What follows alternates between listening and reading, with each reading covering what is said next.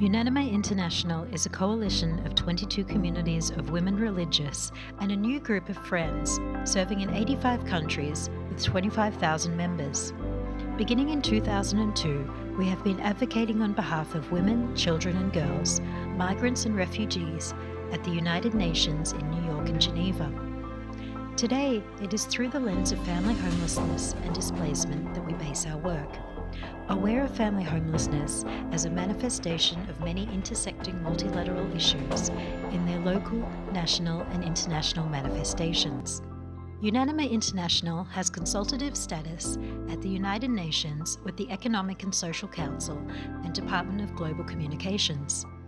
In 2020, the UN Commission for Social Development, CSOC-D, focused its 58th session on homelessness. This commission advises member states and other UN bodies, and the Secretary-General also presents a report on the priority theme. Naturally, it was our mandate to bring focus to family homelessness and attention to the experiences of the groups we advocate for, ensuring all peoples are able to achieve a better quality of life through having their voices heard at the international level.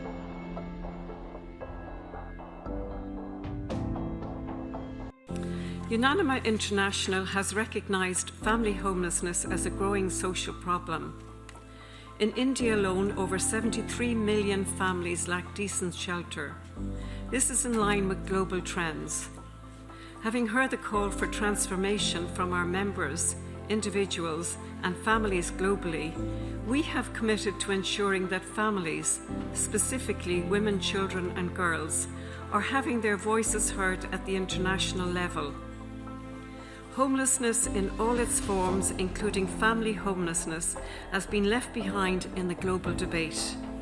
There is clear evidence that states are failing to meet their obligations to provide housing with support as a basic human right, leaving homelessness as one of the most devastating, cross-cutting issues we face as a global community.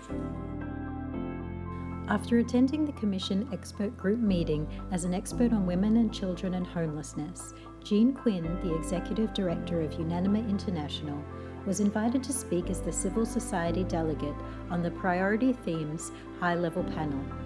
Through our facilitation, former President McAleese was also invited to be the Commission's keynote speaker.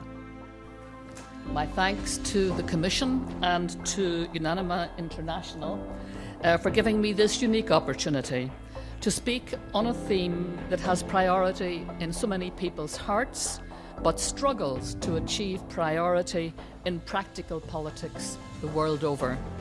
Homelessness, access to safe and affordable housing, to housing that is adequate to human needs, has made it onto the agenda of the United Nations for the first time in 75 years. It's sad to have to admit that homelessness, housing supply, housing adequacy are growing and related problems worldwide. A safe home, an affordable home, an adequate home should be the right and the experience of every human being. It's a prerequisite of human flourishing, a basic element of healthy, holistic human development. Among our extensive advocacy efforts and approaches, UNANIMA International plans, takes part in and co-sponsors events and high-level panels with various member states, NGOs, UN agencies and other stakeholders, each time highlighting the voices of people with a lived experience. First of all, can I congratulate UNANIMA International and all those who have managed to create this historic couple of days in the United Nations when for the first time in 75 years it faces into the issue of homelessness. I can only begin to imagine what kind of work and effort and slog and push and shove and frustration and moving things by millimetre, but not giving up. That push, relentless and incessant, because you knew it had to come here. You know the power of this institution, you know the heft it has, the momentum it can generate. It tells its own story of the phenomenal level of interest there is in this issue And in particular now what we're drawing our attention to, which is the issue of how women and girls are in particular affected by issues to do with homelessness. We're looking at something that is extraordinarily complex at one level. As an organisation, we aim to advocate for the furthest left behind, women and children considered the hidden homeless. Documented in our research, throughout the experience of homelessness, it is clear that this population face unique challenges, many of which cause the individual and/or their families to experience financial, social, and emotional or even physical trauma. Many of these having significant ramifications throughout the individual's lifestyle. Echoed by various member states during the Commission and the former Secretary-General Ban Ki-moon, families contribute significantly to social progress. They can be the key to finding the most effective route to achieving sustainable development, as they have the potential to break the problematic cycles that can hinder it. Combating the issue of family homelessness is undoubtedly integral in achieving sustainable development. UNANIMA International works closely with UN agencies, UN departments and its special rapporteurs on the issue of homelessness in the context of their mandates. There's no doubt that homelessness rates are increasing very significantly in many countries around the world. It's an issue which does not get the attention that it deserves, but this panel really is focused on an exceptionally important dimension of that broader problem, which is indeed largely ignored.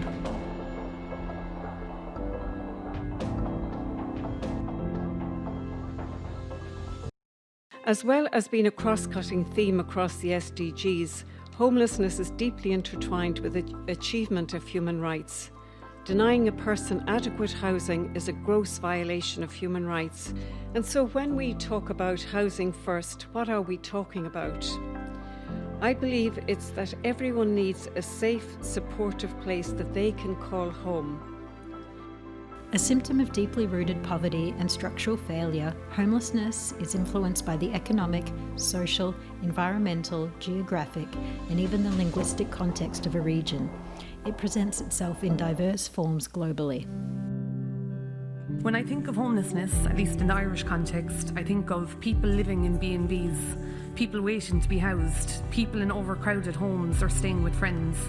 I think of people who are living in rehab centres, psychiatric homes. I think of asylum seekers living in direct provision. Homelessness is not having a key to a home. Homelessness is being buzzed in by services. In your own home, you are the decision maker. We're talking about human beings. And I suppose to be accurate, how do we get a picture of homelessness globally? And it's challenging for many reasons, especially as each country defines homelessness differently, making cross-country comparisons difficult. And it stems from the lack of a universal definition on homelessness. And we've had lots of discussion on, should we have a definition, should we not?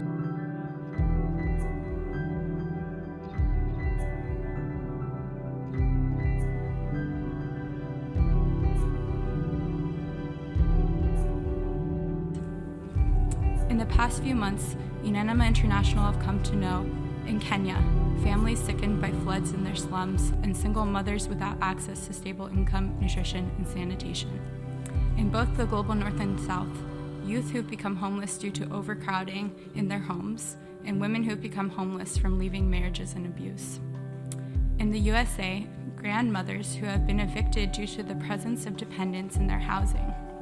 And in Ireland, women who have benefited from long-term supported housing, which has drastically changed their livelihoods.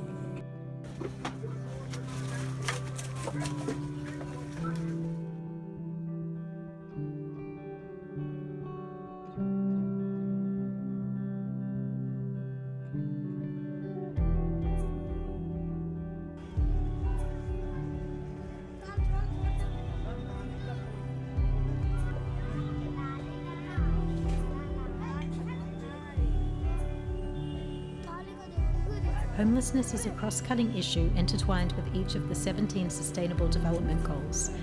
In order to address it, we must also address its drivers such as poverty, inadequate housing, access to sanitation, health inequalities, sustainable cities, and vice versa.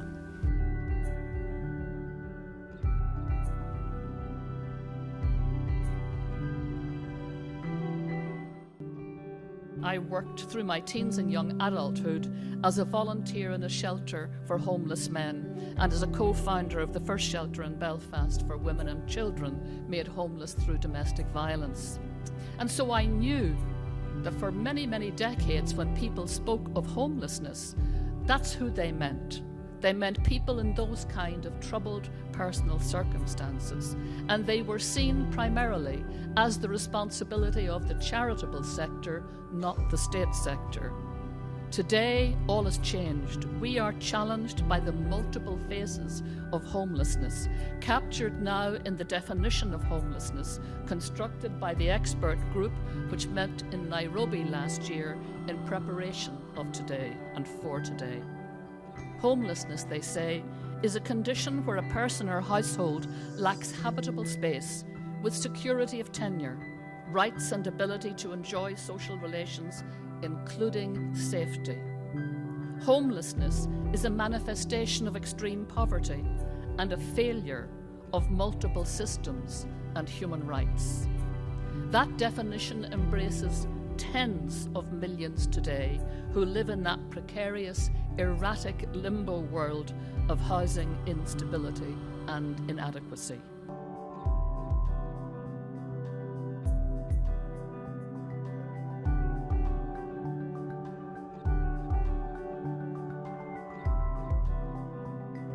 In recent years, we've taken the approach to advocacy through research, with a strong focus on in-depth research into family homelessness, specifically that of women, children and girls. Since its launch in 2018, we have put significant effort into quantitative and qualitative research, such as bringing the voices of women, children and girls with a lived experience to the UN. Because of our niche research into family homelessness, we are able to use research findings to advocate and inform the international community on the issue and promote housing with support as a solution to homelessness within the UN context. And this is our piece of research on that, which is the voices of the people as well. And as the people say, please don't talk about us without us.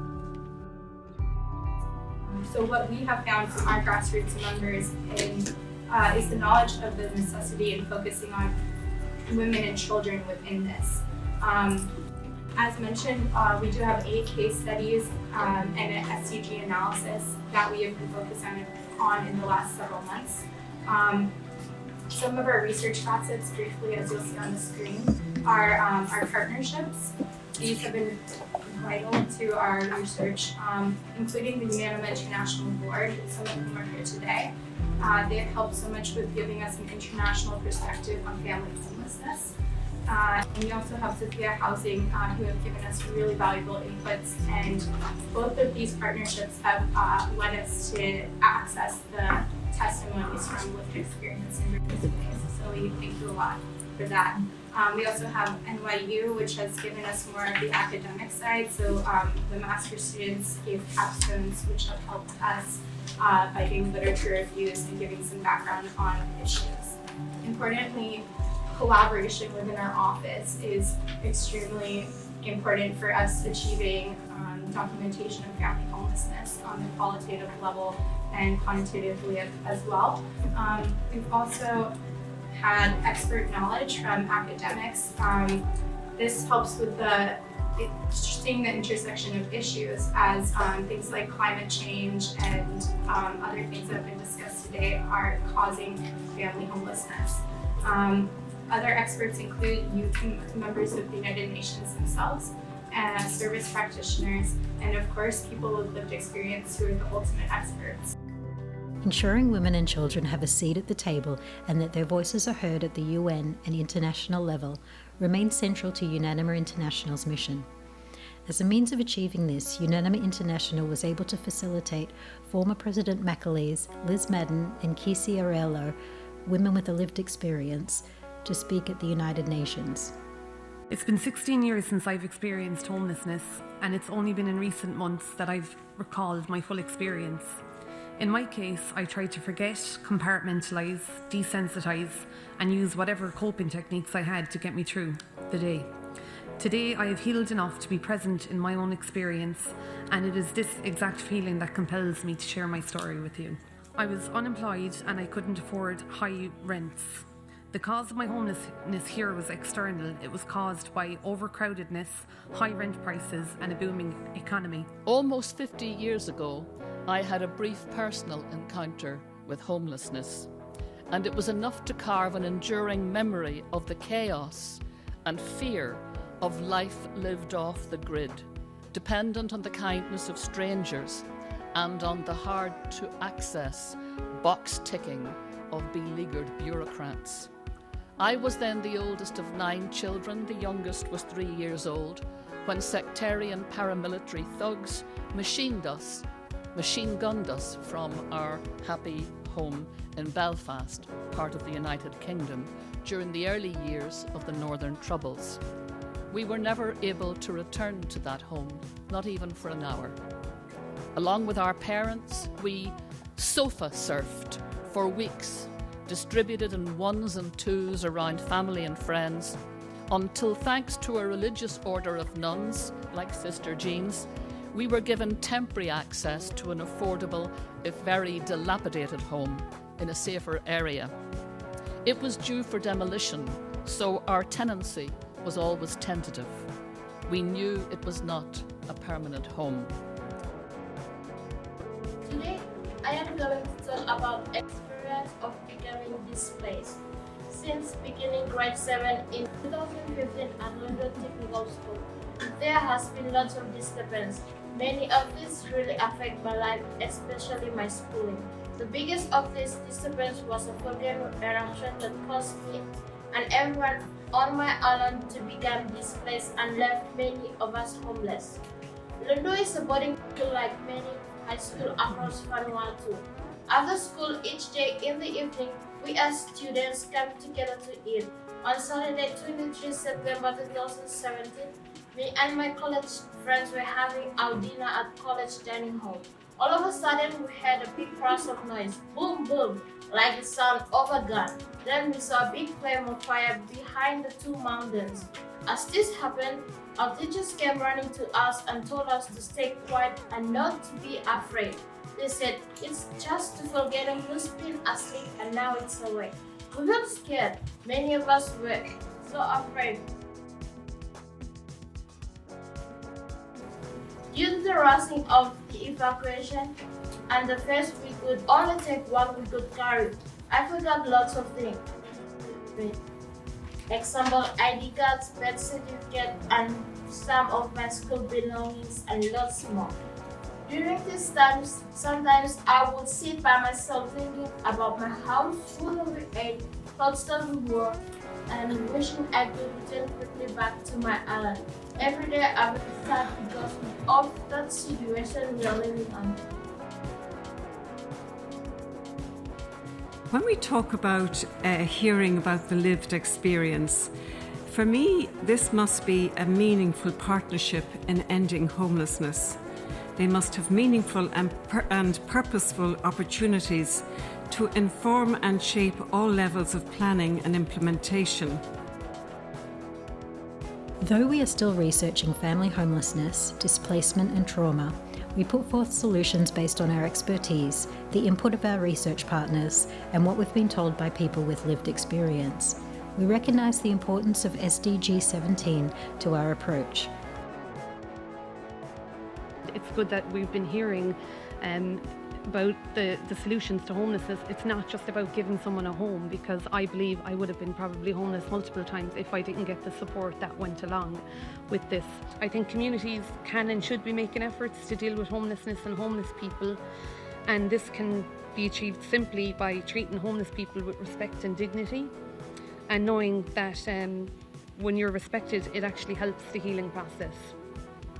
And finally, for governments and NGOs, the only way you're going to get closer to solving a housing crisis or homeless crisis is by putting the people themselves in the discussion, which you obviously are doing. Second and third person's perspective isn't really good enough. Homeless people need to have other people to relate to. And I think it must be acknowledged that by being here today is a great example of how the UN, the Institute of Global Homelessness, UNANIMA, and my housing agency, Sophia Housing, have put us here to ensure that our voices are heard. Housing alone is not enough to end homelessness. It requires a multidimensional approach in order to break the cycle of homelessness. Looking at specific policy recommendations on effective housing and social protection policies at this meeting was important for the UN expert group. We need to strengthen social protection policies and systems with floors and expand the coverage of social protection measures for all, including people who are homeless. These policies must enable women, children, and all other vulnerable groups and families living in extreme poverty to break the cycle of intergenerational poverty by achieving social justice. And remember what we are talking about: human beings. Realities of family homelessness across multiple country case studies and through the lens of the UN 2030 Agenda has revealed that the development of partnerships, reframing of commitments in a human rights context, and sharing of good practices are each necessary for addressing family homelessness multilaterally. The significance of the SDGs to family homelessness's creation, perpetuation, addressal, and prevention is incontrovertible. To achieve the UN 2030 Agenda, we must not be blindsided to issues at the intersections and niches of others, and we must include individuals and families experiencing such issues in efforts for their prevention and solution. In essence, don't talk about us without us. Sophia's most defining feature is that it made a choice over 20 years ago of where to position its resources. It formed the view that the best use of resources came through helping people to gain access to a home of their own as quickly as possible. The Sophia model also recognised from its foundation that people not only needed a home, but once they moved into that home, they needed support. This support is not provided in any clinical setting, but rather in a community setting, and in the majority of cases, the support is provided to people in their own homes. Why is this support needed? And why are we talking about not only providing homes, but also providing support? It's needed because often the people that we are supporting are recovering from addiction or living with a mental health support need, and sometimes they need help with the routine tasks such as management of the home, helping to get a routine around the payment of utility bills, the payment of rent, and caring from their home. But what is critical in terms of the support that is provided is the way that it's delivered.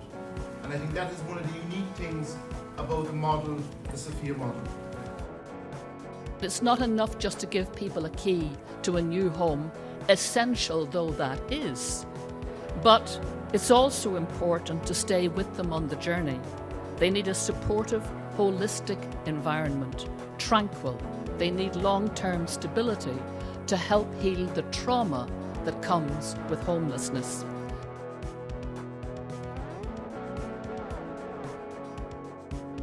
Among many actions, what is needed to be taken in order to ensure its eradication is a dialogue that promotes the view of treating homelessness as what it is. Firstly, a human rights and civil rights issue, and secondly, one that is structural and systematic. The need for a paradigm shift is evident and long overdue.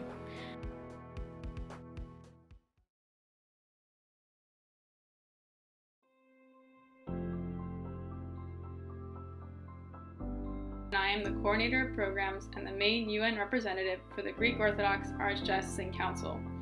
The Council has ECOSOC consultative status at the United Nations with a mandate to work on social issues as a representative whole of all Orthodox Christian faithful and agencies that work in the United States and abroad. We have worked closely with UNANIMA International for over 6 years. We have worked together to organize side events and actively participate as collaborators in various NGO committees and working groups, especially currently the NGO Working Group to End Homelessness. UNANIMA International is a vital voice of the United Nations, especially on the issues of women and children and their experiences with poverty, homelessness, and displacement. Hello everyone, my name is Amir Lamabat. I coordinate the NGO and outreach in my division for inclusive social development at UNDESA, the UN Department of Economic and Social Affairs. UNDESA is a vital interface between global policies and national action in the economic, social, and environmental spheres. Our department is rooted in the UN Charter and guided by the Universal and Transformative 2030 Agenda for Sustainable Development and other global agreements. UNDESA responds to the needs and priorities of the global community. My division for inclusive social development has a unique mandate on groups of people that have traditionally left behind. Indigenous peoples, persons with disabilities, older persons, and youth, as well as issues on families, cooperatives, and sports for peace and development. We also promote themes as eradicating of poverty, promoting employment, decent jobs, fostering inclusion and participation, and reducing inequalities. We also promote socially inclusive development by translating relevant international norms into policy and practice at regional, national, and subnational levels through technical cooperation and capacity development and partnerships. We have been working with UNANIMA International for a long time, mostly during our annual Commission for Social Development, CSOC-D. And UNANIMA International has contributed to many issues at the UN, especially during our CSOC-D, which is the key UN body in charge of the follow-up and implementation of the Copenhagen Declaration and Program of Action. Last year, UNANIMA International made great contribution to our expert group meeting on homelessness. It took place in Nairobi, Kenya, and also UNANIMA organized so many events during the CSOC-D to raise awareness about this important issue on affordable housing and social protection system for all to address homelessness. They were also great to support us and support the participation of Her Excellency Miss Mary McCleskey, former President of Ireland from 1997 to 2011. She was a great supporter of our issues at the CSOC-D, and we thank UNANIMA International for this contribution. We have collaborated in our efforts to do advocacy on homelessness, migration, and other issues. We worked together to prepare a migration conference in India. We also worked very closely on the homelessness issue during the last Commission for Social Development. This year in February, I was privileged to be a resource person for the UNANIMA board.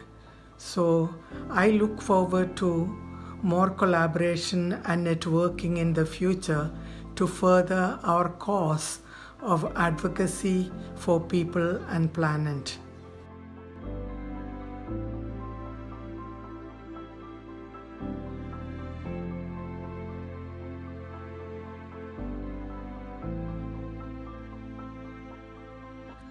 Hello, my name is Rocío. I'm the research intern in UNANIMA International. I'm originally from Spain, but I'm studying biology at the moment in New York City. All my life, I've been doing community service, and I had always seen men the ones coming to ask for help, for food, and they were always men the ones sleeping in the street. However, once I started to research and work with UNANIMA, I realized how women and children were the real ones being affected by homelessness, mainly by human trafficking and domestic violence. For this reason, I want to keep on working with UNANIMA and supporting them in order to hopefully change this.